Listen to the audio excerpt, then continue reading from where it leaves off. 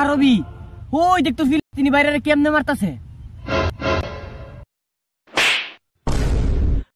এল্লা ফুলুস কই না কোনো কিছু দেখা যাইতেছে না। শুনতে যাইতেছে না। এই নে এবুল দেখ দেখা জানি।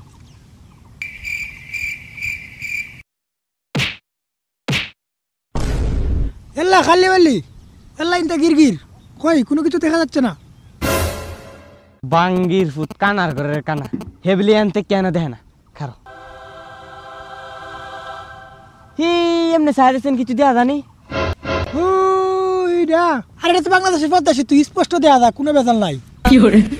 বাঙ্গির ফুতেরা তোর সৌদি বই থেকে বাংলাদেশের পদ্মা সেতু দহস আর তোর ঘরের পিছনে ফিলিস্তিনিরা রে নাফর মানরা মারতাছে এটা তুই চক্কি দস না।